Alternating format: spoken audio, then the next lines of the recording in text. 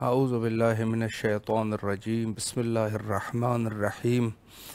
امام حسین علیہ السلام فور عالمی چینل کربلا مقدسہ کے آن لائن ٹرانسمیشن پروگرام معرفت منتظر اجل اللہ تعالی فرجہ الشریف میں آپ کی خدمت میں حاضر ہے، اور گفتگو کا سلسلہ ماہ رمضان العظیم اور اس ماہ میں حضرت امام زمانہ اجل اللہ تعالی فرجہ الشریف کے ظہور کے لیے آمادگی کے عنوان سے ہماری گفتگو کا سلسلہ جاری تھا، اور کوشش یہ کر رہے ہیں کہ جو خود ماہ رمضان کے باب میں جو احادیث کا سلسلہ موجود ہے ان کو بھی مومنین کے سامنے رکھ دیا جائے، تاکہ ماہ رمضان کی مکمل طور پہ لوگوں کو وہ ہدف اور کس لیے ماہ رمضان میں روزے رکھنا واجب قرار دیے گئے ہیں، ضروری ہے، ان سب چیزوں کے بارے میں یقیناً ایک بحث کی ضرورت ہے، اور ہم ابتدائے ماہ رمضان سے لے کر آج تک اسی پر ہی گفتگو کر رہے ہیں، اور کوشش کر رہے ہیں کہ تمام کے تمام روایات جو کہ روزے کے باب میں معصومین علیہ السلام سے ہم تک پہنچے ہیں وہ مومنین کی خدمت میں بیان کیے جائے۔ البتہ یہ ہے کہ ان کے لیے ہم کوشش بھی کرتے ہیں کہ ایک عالم دین کو بھی ہم بلا سکیں اور گفتگو ان کے ساتھ بھی کریں، تاکہ مطلب جو ہے وہ واضح ہو جائے۔ ظاہر ہے کہ اگر ہدف کا اندازہ نہیں ہوگا تو انسان اس سفر سے، اس کام سے صحیح طریقے سے لطف نہیں اٹھا سکتا، اور یہی چیز جو ہے وہ ماہ رمضان کی بھی ہے۔ انسان روزے کی جب تک انسان کو پہچان نہیں ہوگی، روزے کی جب تک انسان کو معرفت نہیں ہوگی، تو صحیح طریقے سے وہ شخص جو ہے روزے سے لطف اندوز نہیں ہو سکتا، لطف انداز نہیں ہو سکتا، چونکہ اس وقت جو اصل جو لطف ہے، جو اصل اس کی چاشنی ہے عبادت کی، وہ اس وقت انسان کو اندازہ ہوتا ہے کہ جب اس اعتبار سے آپ جس کو کہا جائے کہ آپ کو مکمل طور پہ معرفت حاصل ہو اس عبادت کی کہ میں کر کیا رہا ہوں، وگرنہ وہی والی بات ہے کہ وہ جو شخص جو ہے وہ بیٹھا ہوا تھا اور کہنا یہ چاہ رہا تھا کہ یا سمدو کی جرہ یا صنمو کہہ رہا تھا، اور پوری رات جو ہے وہ گزر گئی، یہ یا صنمو کہتے ہوئے اس کی رات گزر گئی۔ تو یہ فائدہ نہیں ہے، چونکہ ظاہر ہے کہ آپ کو جب معرفت، چونکہ ظاہر ہے اس واقعے میں یا سمدو اللہ کا لقب ہے، اور یا صنم جو ہے یہ بت کو کہتے ہیں۔ تو بت جو ہے، بت کی جو وجہ ہے، یعنی مراد یہ ہے کہ ایک طریقے سے کہ انسان جو ہے ذکر اللہ کرنا چاہتا ہے، اللہ کی ذکر کرنا چاہتا ہے، اور دوسری طرف دیکھتا ہے کہ وہ شرک گویا کا کر رہا ہوتا ہے۔ اگر معرفت حاصل نہ ہو، اگر صحیح طریقے سے جانکاری نہ ہو، تو گویا کہ انسان جو چاہتا یہ ہے کہ میں اللہ کی عبادت کر سکوں، لیکن اللہ کی عبادت وہ شخص نہیں کرتا، بلکہ گویا کہ وہ ناخبری میں بھی جا کے دوسرے کسی ایک شرک کی طرف چلا جاتا ہے۔ تو سب سے پہلے دیکھیں، ضروری یہ ہے کہ کوئی بھی عبادت جب ہم کر رہے ہیں ان کے فلسفے کا ہمیں پتہ ہو کہ ہم کر کیا رہے ہیں، فلسفے کا پتہ ہو کہ ہم کر کیا رہے ہیں، ہمارا مقصد کیا ہے، ہمارا ہدف جو ہے وہ کیا ہے۔ یہ سب چیزیں جو ہے وہ ضروری ہے، اور یہی جو ہے خود ماہ رمضان میں بھی ہے، اور ماہ رمضان کے بہت سارے اہداف ہے، اور اس میں سے حدیث میں جو وارد ہوا ہے، فرمایا کہ اخلاص کو لوگوں کو سکھانے کے لیے ہم نے ماہ رمضان کے روزے فرض کرے۔ تو اب یہ اخلاص کیا چیز ہے؟ اخلاص یعنی بندہ ہر چیز سے بچتا ہے، حتیٰ کھانے پینے جو کہ ایک فطری عمل ہے اس سے بھی بچتا ہے۔ بعض چیزیں فطرتاً ہوتی ہے، اس سے بھی ماہ رمضان میں بچتا ہے، فطری عمل سے۔ انسان جو ہے حتیٰ پانی جو ہے وہ انسان کے منہ میں چلا جاتا ہے وضو کرتے ہوئے، لیکن پھر سے باہر نکال دیتا ہے۔ یہ خلوص ہے، مقام خلوص ہے، اور یہ اس خلوص کا جو ہے یہاں اس خلوص کو آپ کو سکھایا جاتا ہے ماہ رمضان میں، کہ بندہ جو ہے وہ سیکھ جائے کہ اصل خلوص جو ہے وہ کیا چیز ہے۔ کس طریقے سے ہم اللہ کے مخلص بن سکتے ہیں؟ اللہ کے مخلص بندے کیسے بن سکتے ہیں؟ یہ سوال ہے، اور یہ ضروری ہے کہ ہم اللہ کی عبادت میں اخلاص کریں۔ حضرت امیر المومنین علیہ السلام نے فرمایا کہ عبادت اگر کم ہی کیوں نہ ہو، لیکن اخلاص کے ساتھ ہو۔ عبادت بہت زیادہ ہے، اخلاص نہیں ہے، عبادت کسی کام کا نہیں۔ اور یہ اخلاص انسان میں تب آ سکتا ہے کہ جب خود ایک بندہ جو ہے وہ اس چیز کا ارادہ کر لے کہ میں نے مخلصین میں سے بننا ہے، میں مخلص بننا چاہتا ہوں، اور اپنے افعال اور کردار کے ساتھ بھی بتائیں لوگوں کو کہ اللہ کے خاص اور اللہ کے راستے میں جو خاص اور مخلص لوگ ہیں وہ ہم ہیں۔ یقیناً اس پر جو ہے یہ جو ہے مقام خلوص ہے، اور یہ ہر شخص جو ہے وہ اگر محنت کرنے والا ہے، زحمت کرنے والا ہے، تو یقیناً مقام اخلاص تک پہنچ سکتا ہے۔ اور روزہ جو ہے اسی اخلاص کو تمرین کرنے کے لیے آپ کے اوپر واجب کر دیا گیا کہ ہم جو ہے وہ ماہ رمضان میں صحیح طریقے سے تمرین کریں، اور قرآن میں بھی جو نتیجہ اخذ ہوتا ہے لعلکم تتقون، کہ آپ جو ہے وہ متقی ہو جائیں، تقوی کے مقام تک پہنچ جائے کہ مقام تقوی جو ہے وہ کیا ہے۔ یعنی گویا بس یہ کہہ سکتے ہیں کہ مقام تقوی وہاں تک رسائی جو ہے وہ روزے کے ذریعے سے ہوتی ہے۔ اور اکثر جو ہے عابدین اور اکثر افراد جو اللہ کے نزدیک افراد ہوتے ہیں، اکثر دوسرے مہینوں میں بھی روزے رکھتے ہیں۔ اس روزے میں کچھ ایسا خیر ہے کہ جو اللہ گویا کہ ہمیں بتانا چاہتا ہے کہ آپ لوگ اگر روزہ رکھو گے تو متقین میں سے ہوں گے۔ تو یہ جو مقام تقوی ہے یہ عظیم مرتبہ ہے کہ انسان مقام تقوی تک پہنچ جائے۔ انسان جو ہے وہ تقوی کے اس معیار میں پہنچ جائے کہ جہاں خدا چاہتا ہے کہ اس معیار پہ ایک شخص کو متقی ہونا چاہیے۔ اس میں کچھ ایسی چیزیں ہوتی ہیں کہ جو دوسرے مہینوں میں ماہ رمضان میں وہ چیزیں بھی حرام کی گئی ہوتی ہے کہ جو دوسرے مہینوں میں جائز ہوتی ہے، دوسرے مہینوں میں مباح ہوتی ہے، ان مباحات کو بھی اس میں حرام کر دیا گیا ہوتا ہے۔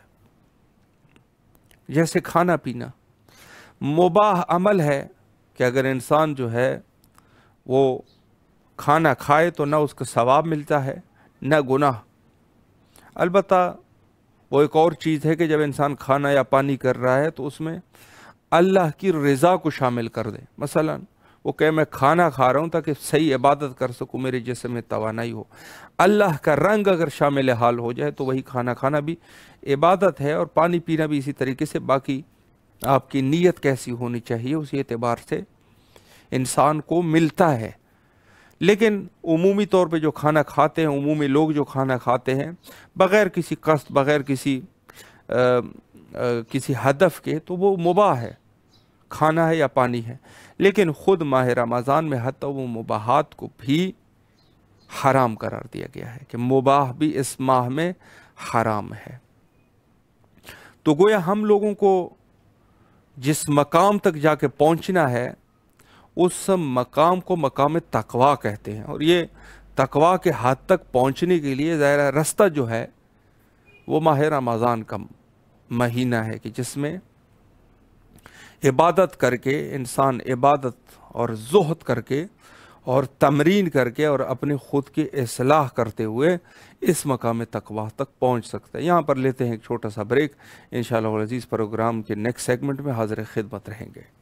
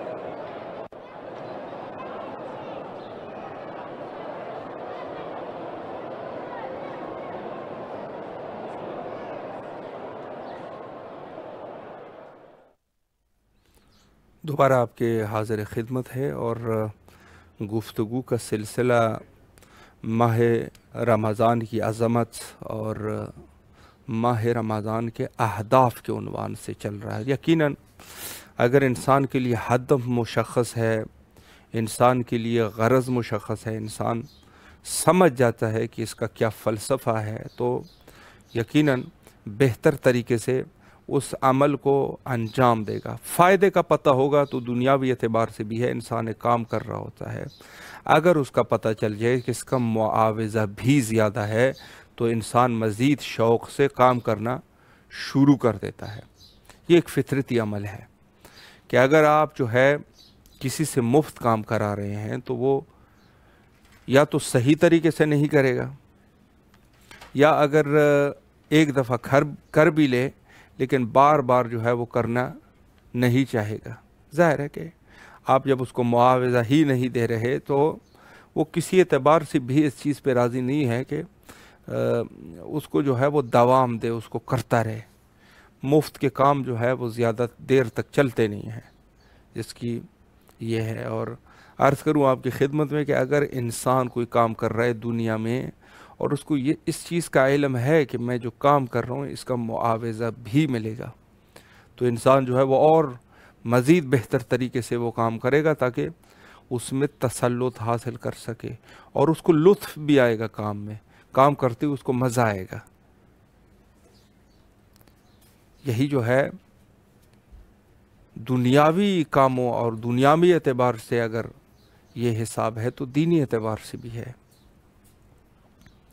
اگر لوگوں کو پتہ چل جائے فضائل ماہ رمضان کا، جیسے حدیث میں وارد ہوا ہے کہ اگر لوگوں کو پتہ چل جائے کہ کیا ماہ رمضان کی کیا عظمت ہے تو لوگ جو ہے وہ کہیں گے کہ کاش پورا سال ماہ رمضان ہوتا اور ہم اسی طریقے سے روزے رکھتے، چونکہ اس وقت پتہ لگنے والی بات ہے، پتہ لگنے والی بات ہے، انسان کی معرفت کی بات ہے کہ اگر معرفت حاصل ہوئی تو بندہ جو ہے وہ اس حد میں پہنچ جائے گا، کہے گا پورا سال جو ہے وہ ماہ رمضان ہوتا اور میں روزے رکھتا۔ آج کے اس دنیا میں آپ دیکھتے ہیں کہ مثلا 1-2 روزے گزر جاتے ہیں تو کہہ دیتے ہیں کہ 2 روزے تو رکھ لیے، اب 28 رہتے ہیں۔ یعنی گویا کہ ایک بہت بڑا وزن، بہت بڑا بوجھ گویا کہ سر پہ رکھا گیا ہے، اب اس کو اٹھانے کی تاب اور طاقت نہیں ہے۔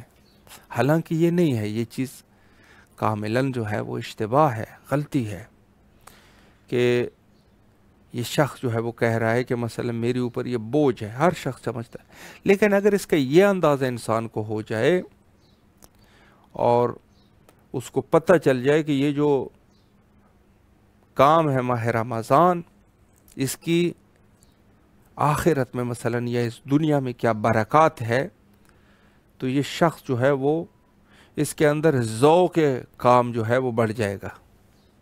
یہ کہے گا کاش پورا سال ماہ رمضان ہوتا اور میں روزے رکھتا۔ دنیا میں اس کی مثال یہی ہے کہ ایک دفعہ انسان کو اچھا کام مل جاتا ہے، اچھا کام ملتا ہے، مثلا ایک مثال کی بات ہے کہ کہا جاتا ہے مثلا آپ کو ہم روزانہ کے مثلا 10,000 روپیہ، مثلا ایک نارمل آدمی کے لیے روزانہ پہلے مثلا ایک کام کرتا تھا، اس کا جو معاوضہ تو 500 سے 1000 روپیہ تھا، ایک دم سے ایک ایسا کام اس کو ملا کہ کہا کہ اگر یہ کام کرو گے 10,000 آپ کو دیں گے۔ تو فطرتی بات ہے کہ یہ شخص جو ہے اس کا کام اس میں دل بھی لگ جائے گا اور کام کرتا بھی رہے گا، چونکہ اس کو پتہ ہے کہ ہر دن کے اعتبار سے میں 10,000 کما رہا ہوں۔ تو یہ ایک ایسی چیزیں ہیں کہ جس کی طرف ہمیں غور و فکر کی ضرورت ہے کہ ہم جو ہے وہ صحیح طریقے سے ماہ رمضان العظیم کے فضائل سے واقف ہو جائے کہ کیا فضائل ہے ماہ رمضان العظیم کے، اور جب ہمیں اندازہ ہو جائے گا تو اس وقت یقیناً ہمیں بوجھ نہیں لگے گا۔ البتہ ایک چیز بھی آپ کی خدمت میں عرض کروں کہ لاکھ دفعہ بھی انسان کوشش کرے، انسان ہے، یہ جو انسان کی عظمت اتنی زیادہ بلند کی گئی ہے، بیان کی گئی ہے کہ حتیٰ انسان جو ہے وہ فرشتگان الہی سے بھی زیادہ اس کی فضیلت ہے، اس کی عظمت ہے۔ اللہ اشرف المخلوقات قرار دیا، وجہ اس کی کیا ہے؟ وجہ اس کی یہ ہے کہ ہم لوگ در حقیقت بے شک جانتے ہیں کہ مثلا اس عمل کا ثواب اتنا ہے، لیکن ہم نے کبھی دیکھا نہیں ہوتا، ہمیں دیکھا نہیں ہے، ہم نے کہیں پیپر پہ نہیں دیکھا ہے کہ ہم نے کر دیا اور اس کا لکھ بھی دیا ہو اور فرشتے نے کہہ دیا ہاں جی بھئی آپ کا یہ ثواب ہو گیا، اب جا کے اس کو مثلا روزے قیامت لے لے۔ ایسا بھی نہیں ہے۔ جو حسن و قبح ہے وہ بھی ہم ظاہر ہے کہ جسمی اعتبار سے ہم حس نہیں کر سکتے۔ اگر ہمیں معاوضہ ملتا رہے اور ایک ہی وقت میں یہاں نیک کام کر لیا وہاں معاوضہ مل گیا تو ہم لوگ جان میں جانا جائے، لیکن یہ ہے کہ معاوضہ ملتا ضرور ہے لیکن ہم درک نہیں کر سکتے، ہمارے ادراک میں نہیں ہے۔ اب جب ہمارے ادراک میں نہیں ہے تو اس وقت جو ہے انسان جو ہے وہ شوق اور ذوق انسان کے وجود میں نہیں رہتا،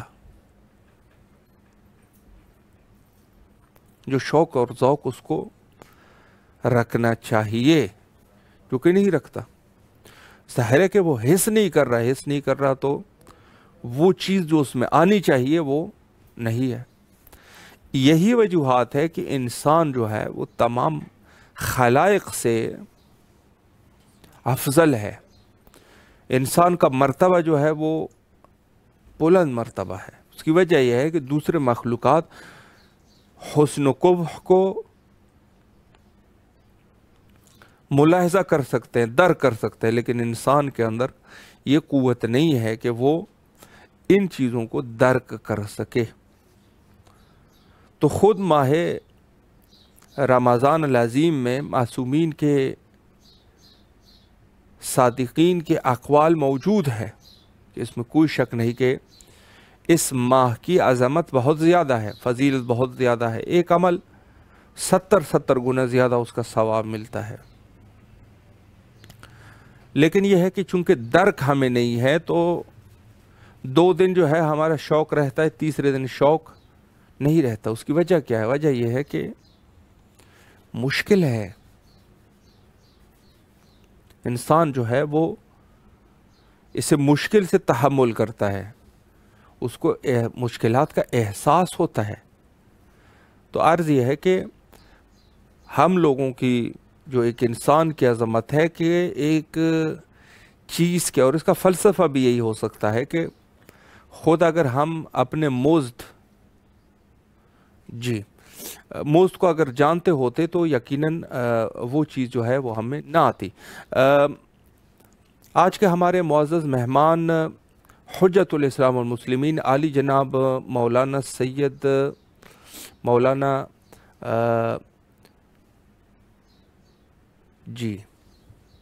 آج کے ہمارے معزز مہمان حجت الاسلام والمسلمین عالی جناب مولانا سید ماہر علی جعفری صاحب قبلہ ہمارے ساتھ موجود ہے، ممبئی ہندوستان سے انشاءاللہ العزیز، اور خوشبختانہ ہمارا رابطہ بھی قائم ہو چکا ہے۔ السلام علیکم ورحمۃ اللہ وبرکاتہ۔ علیکم السلام ورحمۃ اللہ وبرکاتہ۔ قبلہ کیسے مزاج ہے؟ خیریت سے ہے انشاءاللہ؟ الحمدللہ، آپ کی دعا ہے، اللہ آپ کو سلامت رکھے، مولا آپ کو سلامت رکھے۔ سب سے پہلے تو ماہ رمضان العظیم کے موقع پر آپ کی خدمت میں تبریک اور تہنیت عرض کرتے ہیں، اور امام حسین علیہ السلام ٹی وی کے تمام اراکین کی طرف سے تہ دل سے آپ کے ممنون اور مشکور ہے کہ آپ نے مصروفیات کے باوجود یہ وقت دیا۔ یقیناً آپ کے مجالس بھی ہے اور تبلیغ کا سلسلہ بھی ہے ماشاءاللہ، لیکن اس کے باوجود بھی آپ نے وقت دیا، نہایت ہی آپ کے مشکور ہیں۔ ہم بھی آپ کے تہ دل سے ممنون ہیں، اور جتنے بھی اپنے امام حسین علیہ السلام ٹی وی سے لواحقین حضرات ہیں، ممبران سے ذمہ داران ہیں، سب کے ہم تہ دل سے ممنون اور مشکور ہیں کہ آپ نے بھی ہمیں یہ موقع سعادت میں ڈوبا ہوا عنایت فرمایا ہے. اللہ آپ حضرات کو ہمیشہ سلامت رکھے. سلامت رہے قبلہ. میں بس آپ سے ایک ہی سوال قبلہ کرنا چاہوں گا، چونکہ ظاہر وقت بھی مختصر ہے، اور سوال یہ ہے کہ خود ماہ رمضان کی کیا فضیلت ہے، اور ماہ رمضان میں جو روزے رکھے جاتے ہیں ان کا کیا فائدہ ہے، اس پر اگر ایک وضاحت ہو جائے. اعوذ باللہ من الشیطان الرجیم. بسم اللہ الرحمن الرحیم. الحمد للہ رب العالمین والعاقبۃ للمتقین والنار للعاصین والجنۃ للمؤمنین. اما بعد فقد قال اللہ سبحانہ تبارک وقولہ الحق. بسم اللہ الرحمن الرحیم. یا ایھا الذین آمنوا کتب علیکم الصیام کما کتب علی الذین من قبلکم لعلکم تتقون. ناظرین حضرات و سامعین گرامی و مومنین کرام، جیسا کہ آپ مشاہدہ فرما رہے ہیں اور دیکھ رہے ہیں کہ یہ پروگرام آپ تمام حضرات کی خدمت میں حاضر کیا جا رہا ہے. ماہ مبارک رمضان کی فضیلت اور روزے کے ثواب اور اس کی اہمیت کے سلسلے میں، اس کی معنویت کے سلسلے میں بے شک قبلہ آپ سے ایک گزارش ہے، قبلہ آپ سے ایک گزارش ہے قبل اس کے بات کو شروع کریں. موبائل کو قبلہ آپ کسی جگہ پہ رکھ لیجئے گا، اور انشاءاللہ جو ہے تاکہ یہ ہلے نا انشاءاللہ.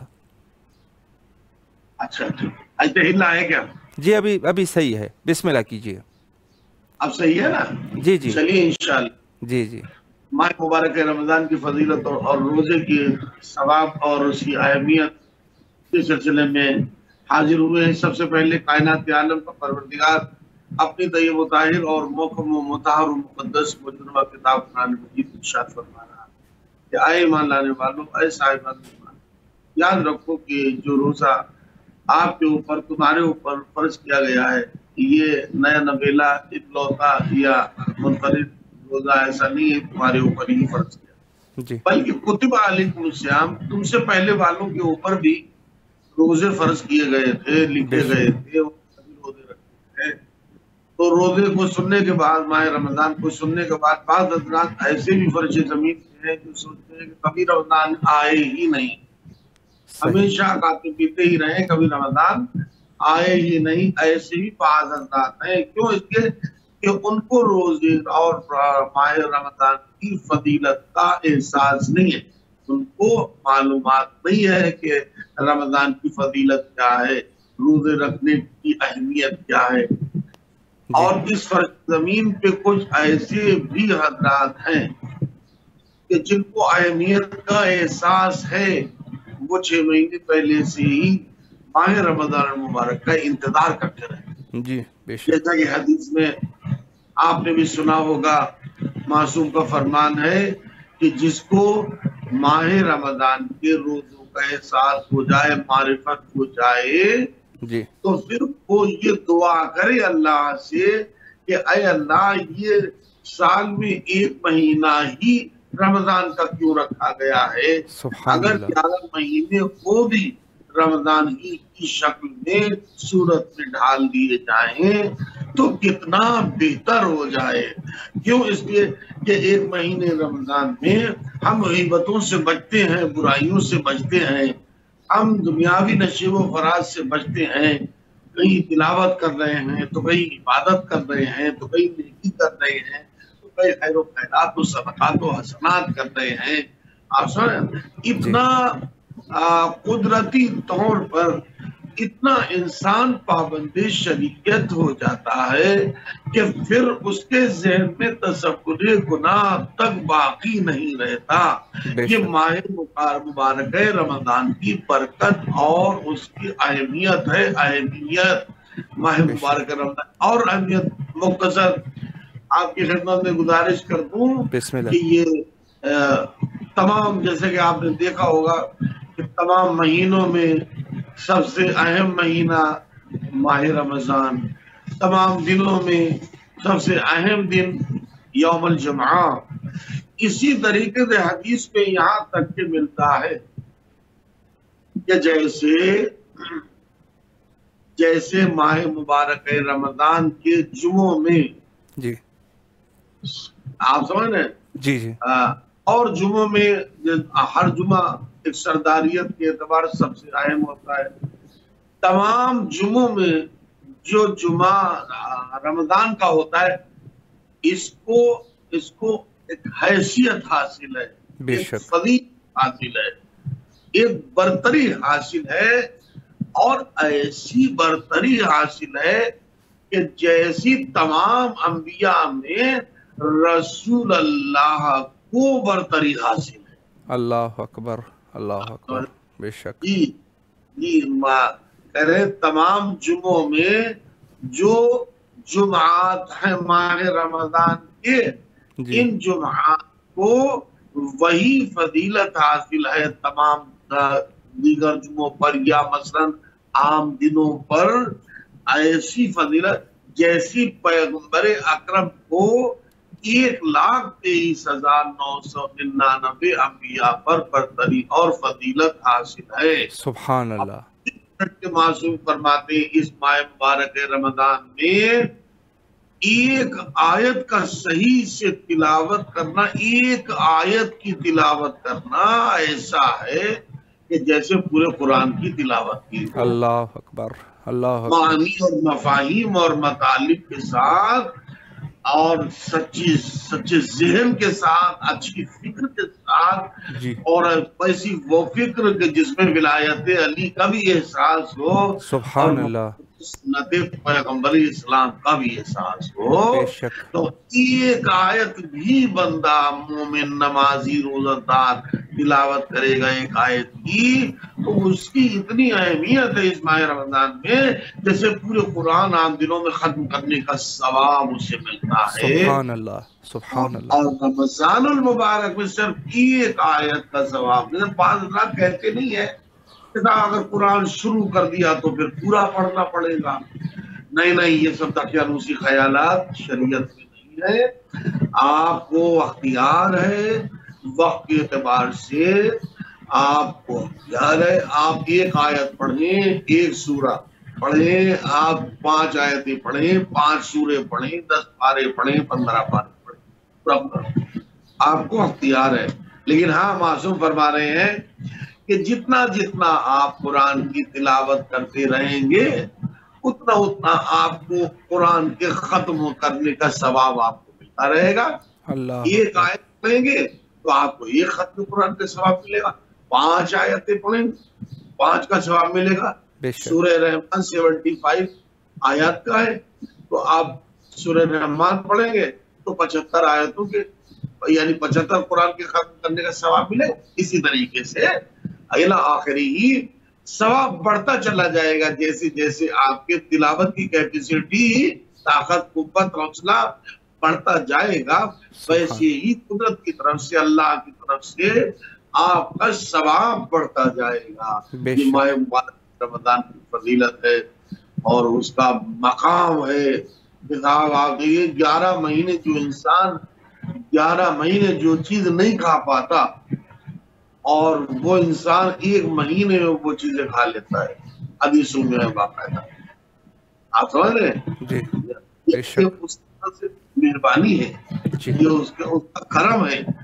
اب اللہ کتنا اللہ پیار کرتا ہے اپنے بندوں سے, کتنی محبت کرتا ہے, کتنی چاہت کرتا ہے اپنے بندوں سے. اور پھر یہ مہینہ کون سا ہے؟ خطبہ شعبانیہ کے مطابق یہ حاضی شہرون برکت سبحان اللہ ومغفرت. یہ مہینہ وہ مہینہ ہے کہ جو برکت کا مہینہ بھی ہے, رحمت کا مہینہ بھی ہے, اور مغفرت کا مہینہ بھی ہے, سبحان اللہ, بخشش کا مہینہ بھی ہے. جو بھی انسان 11 مہینوں میں بخشا نہ گیا ہو, اللہ اکبر, اسے چاہیے کہ وہ خلوص نیت کے ساتھ ماہ مبارک رمضان میں 14 معصومین علیہ السلام کے وسیلے اور توسل سے اللہ سے لو لگائے, مناجات کرے, مقصود کرے, تو اللہ اسے 110% معاف فرما دے, کیونکہ یہ بخشش کا مہینہ ہے. مہینہ اور برکت کا مہینہ ہے۔ تو اب ناظرین جیسا کہ آپ دیکھ رہے ہوں گے مسلسل ماشاءاللہ آپ سماعت فرماتے چلے جا رہے ہیں، کتنی عظمت والا یہ مہینہ ہے، بے شک دلوں میں نورانیت پیدا ہو جاتی ہے اور افطار کا معاملہ بھی آپ کتنی فضیلت والا، سحر کا معاملہ الگ ہے، افطار کا معاملہ الگ ہے۔ سحر میں بھی انسان کو چاہے خرما ہی کیوں نہ ہو، یہ خرما آگے پانی پی لے سحر کا فریضہ تمام ہو جائے گا، لیکن اٹھنا سحر میں بہت بڑا ثواب ہے، سب اٹھ بھی نہیں پاتے ہیں، بعض لوگ اپنے 12 بجے تک کرا کے اپنے سو جاتے ہیں، لیکن ایسا نہیں ہونا چاہیے۔ جو وقت سحر معین و مقرر ہے اس وقت میں ہمیں اٹھنا چاہیے، کیوں؟ اس لیے اگر اس وقت میں ہم اٹھ گئے تو اس کے تھوڑے لمحوں کے بعد جمعے کے دن صبح کے وقت مولا کے صبح کا وقت معین و مقرر ہے کہ جب مولا تشریف بھائی کے خدا اللہ آئیں گے تو جمعے کا دن ہوگا، صبح کا وقت ہوگا، تو جب شہر میں ہم اٹھنے کے عادی نہیں ہو پائیں گے تو صبح میں ہم کس طریقے سے اٹھ پائیں گے؟ یا آپ یہ مانیے کہ اللہ ہماری پریکٹس کرا رہا ہے، صبح میں جاگنے کی پریکٹس کرا رہا ہے، تاکہ آج صبح میں اتنا جاگ کے نماز پڑھ کے تیار ہو جاؤ کہ جب نرجس کا لال آئے تو تمہاری نیند نہیں رہنا چاہیے، فوراً لبیک یا مولا، لبیک یا مہدی کہتے ہو۔ سبحان اللہ، سبحان اللہ، آپ سمجھ رہے نا؟ جی بے شک، یہ پر انداز ہونا چاہیے۔ یہ تو ماہ مبارک ہے، رمضان کی فضیلت کا مرحلہ۔ اب یہ تو باتیں جو آپ نے بولا نا، روزے کی اہمیت، روزے کا ثواب کیا ہے، یوں تو 30 دن میں الگ الگ مجالس شیخ صدوق کے مطابق 30 دنوں میں الگ الگ ثواب مرتب کیا گیا ہے، اور معصومین کے اقوال کے سائے میں یہ پہلے دن جو روزہ رکھتا ہے، اور یہ بھی روایت ہے، مستقل روایت ہے کہ جس میں سعید بن جبیر جو بہت چاہنے والے ہیں اہل بیت کے، وہ خود مجالس صدوق کے مطابق وہ خود سعید بن جبیر وہ سعید بن جبیر خود روایت کرتے ہیں، وہ کہتے ہیں میں نے ابن عباس سے پوچھا، سوال کیا کہ ابن عباس آپ بتائیے کہ ماہ مبارک رمضان کے روزے کا ثواب کیا ہے؟ تو انہوں نے روایت بیان کی، وہ کہتے ہیں کہ ہم نے رسول اللہ سے سنا، رسول اللہ نے فرمایا جو انسان پہلے دن روزہ رکھے تو خدا میری امت کے تمام گناہوں کو، جو پہلے دن روزہ رکھے گا رسول اللہ فرما رہے ہیں میری امت کے اس شخص کے تمام گناہ جو ظاہر اور پوشیدہ ہوں معاف فرما دے گا، معاف فرما دے گا، بے شک، سبحان اللہ۔ اور سنیے، صرف یہی نہیں بلکہ معاف کرنے کے ساتھ سعید بن جبیر خود راوی خود بیان کرتے ہیں کہ ابن عباس نے کہا کہ اے سعید بن جبیر، اس کے آگے پھر حضور نے فرمایا اور تمہارے لیے 1000 درجات بلند کرے گا۔ کون؟ حضور نے فرمایا کہ اللہ کا فیصلہ یہ ہے جو میرا بندہ فرش زمین پر ایک روزہ رکھے گا تو اس کے تمام ظاہر و باطن گناہ کو ہم معاف کر دیں گے اور اس کے ہم 1000 درجے بلند کریں گے۔ اور سنیے، اس کے علاوہ اور بھی اور 50 شہر اس کے لیے بنائے جائیں گے بہشت میں، 50 شہر اس کے لیے بہشت میں بنائے جائیں گے۔ بے شک۔ اب اسی طریقے سے 30 روزوں تک ثواب بڑھتا ہی گیا۔ جو کوئی بھی دوسرے دن کا روزہ گزرا، جو کوئی بھی اس دن ایک قدم اٹھا کر دوسری جگہ رکھتا ہے تو خدا 1 سال کی عبادت، ایک پیغمبر کے اعمال کا ثواب اس کو عطا کرتا ہے روزے کے بدلے میں، روزے کے بدلے میں۔ یہ دوسرے روزے کا ثواب، پہلے روزے کا ثواب الگ ہو گیا، بندے کی بخشش ہو گئی، 1000 درجات بلند ہو گئے اور 1000 پریشانیاں ختم ہو گئی۔ دوسرے روزے کا ثواب آ گیا۔ دوسرے روزے کا ثواب کیا ہے کہ وہ جو فرش زمین پر قدم رکھے گا ہر قدم پر فرشتے اس کے اوپر درود پڑھیں گے اور اس کا اجر و ثواب مقرر کریں گے۔ اور تیسرے دن کے انسان کے بدن کے جتنے ان کے خدا، ان کے برابر خدا اسے جنت میں حور عطا کرے گا اور جنت الفردوس میں اس کے لیے گنبد بنائے گا، اور اس کے اس کے دروازے 12,000 اور اس کے نشیر میں 12,000 گھر نور کے انہیں عطا کرے گا۔ المختصر یہ کہ مسلسل یہ ثواب جو معصومین علیہ السلام نے بیان فرمایا ہے اللہ کے کہنے کے مطابق، اور خود حضور نے اپنی امت کو یہ پیغام پہنچایا ہے کہ دیکھو ایک روزہ ہی صرف رکھ کے مسلمان نہ بن جانا، دو ہی روزہ رکھ کے مسلمان نہ بن جانا، بلکہ جو اللہ کی طرف سے قانون مقرر اور مرتب ہوا ہے کہ 30 روزے رکھو تب مسلمان بنو۔ اور پھر یہی نہیں بلکہ امام کی حدیث نے بڑھ کے سہارا دیا کہ 1 مہینے جس کنڈیشن اور صورت میں آپ رہے ہیں پھر 11 مہینوں بھی تمہاری وہی حیثیت وہی انداز ہونا چاہیے کہ جو 1 مہینے ماہ رمضان میں آپ نے انداز اپنایا ہے گناہوں سے بچنے کا، برائیوں سے بچنے کا، نیکیوں سے خریدنے کا، نیکیاں کرنے کا، نیکیوں دعوت دینے کا۔ المختصر یعنی 1 مہینے میں جیسے تم مومن بنے ہو 11 مہینے بھی ویسے ہی تم مومن بنے رہو، تب جا کے تم ہمارے اصل شیعہ ہو پاؤ گے، جو شیعہ سلمان کہلانے کے حقدار ہیں، جو شیعہ سر کہلانے کے حقدار ہیں، تب جا کے تم ہمارے اصل شیعہ ہو پاؤ گے، جیسے سلمان و ابو ذر ہمارے اصل شیعہ کل بھی تھے، آج بھی ہیں اور قیامت تک رہیں گی۔ بے شک بے شک۔ قبلہ بہت ہی خوبصورت گفتگو آپ نے فرمائی، اللہ آپ کے توفیقات خیر میں اضافہ فرمائے۔ آخر میں 2 منٹ کا ٹائم بچا ہے، اگر مومنین کے لیے کوئی میسج ہے، کوئی پیغام ہے ماہ رمضان کے عنوان سے تو بسم اللہ کیجیے۔ بس مومنین کے لیے آخر میں مختصر یہی پیغام ہے جی کہ جتنا ہم کہتے نہیں امام زمان علیہ السلام کی معرفت 11 مہینوں میں وہ معرفت مولا امام زمان کی حاصل نہیں ہو سکتی جتنی معرفت اس ماہ مبارک رمضان میں امام زمانہ کی حاصل ہو سکتی ہے۔ بے شک تلاوت کے ذریعے، مناجات کے ذریعے اپنے کو سب سے مین بات یہ ہے مولا یہ نہیں کرے کہ تم ہمارا پیکر لے لو، تم ہماری عصمت لے لو، تم ہمارا عہدہ لے کے مومن بنا، مولا یہ نہیں کرے۔ یہ دادا علی کا فرمان تھا نہج البلاغہ میں، من عرف نفسہ فقط عرف ربہ، جس نے اپنی ذات کو پہچان لیا گویا اس نے خدا کی ذات کو پہچان لیا۔ بس سیم اسی طریقے سے امام زمان علیہ السلام کا منشا اور منشی اور حکم بھی آرڈر بھی ہے، کیا ہے کہ تم اپنے کو حبیب جیسا بنا لو، تم اپنے کو میثم تمار جیسا بنا لو۔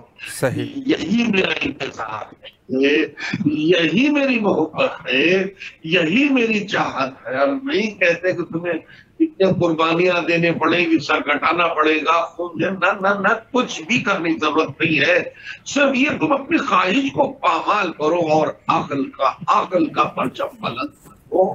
کچھ بھی تمہیں کرنے کی دور میں ضرورت نہیں ہے، وہی انتظار فرض کہلائے گا اور امام سے نزدیکی کا سبب بن جائے گا۔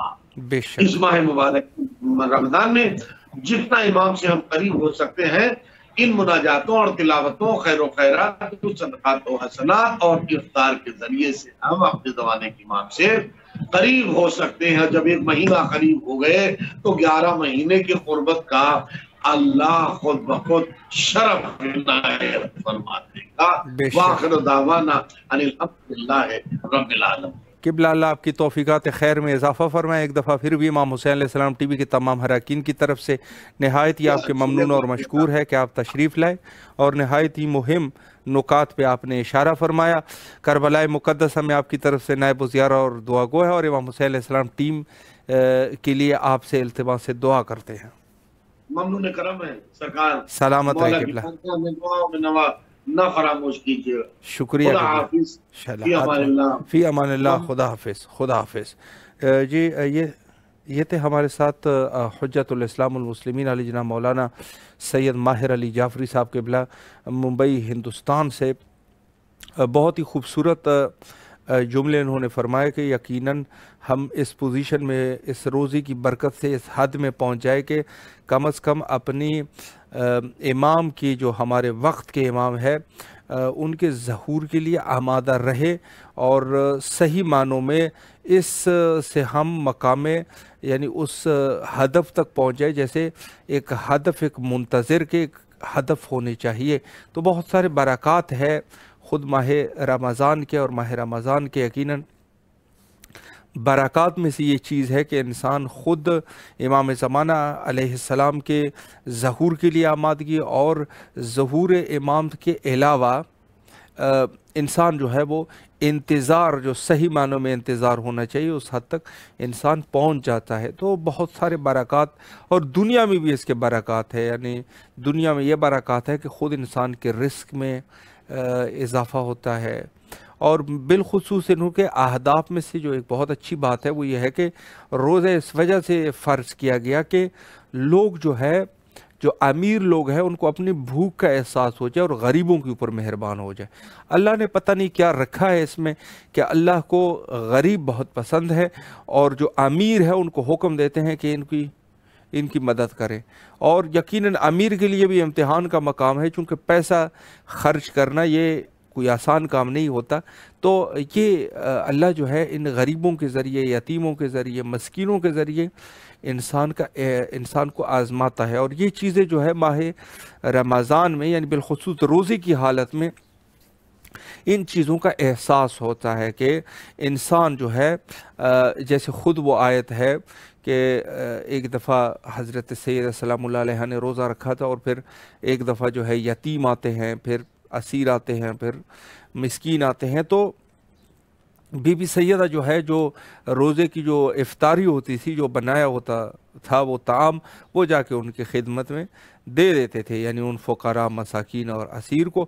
تو وہاں پر جو ہے اصل فداکاری کا یہ درس جو انسان جو ہے دوسروں کو اہمیت دینا شروع کر دے، وہ اسی ماہ رمضان سے ملتا ہے کہ انسان جو ہے خود اپنے آپ سے زیادہ اپنے پڑوسی کو زیادہ اہمیت دے، اپنے رشتہ داروں کو زیادہ اہمیت دے، اپنے دوست اور احباب اور جو فیملی ممبرز ہیں ان کو زیادہ اہمیت دے، تاکہ اس میں کوئی شخص غریب نہ رہے۔ یہ سب کے سب اللہ کی کرامتیں ہیں کہ انہوں نے یہ چیزیں ہماری اوپر واجب کی ہے، تاکہ ہم جو ہے وہ اس مقصد جو اللہ کا مقصد ہے وہاں تک پہنچنے میں کامیاب ہو سکے۔ اور وہ یہ ہے کہ خود جو ہے یعنی اس چیز کو جو ہے، جو تکلیف ہے اس کو در کر سکے، اور غریب جو کہ سالہ سال تکلیف میں رہتا ہے اس کی تکلیف کو در کیا جا سکے۔ تو یہ ماہ رمضان کے ان فوائد میں سے ایک فائدہ ہے، اور اصل مقام اخلاص تک جانا ہے۔ بہت ہی نہایت ہی مقدس مہینہ ہے، حجت خدا کے ظہور کے لیے دعا گو ہے۔ اللہم عجل لولیک الفرج۔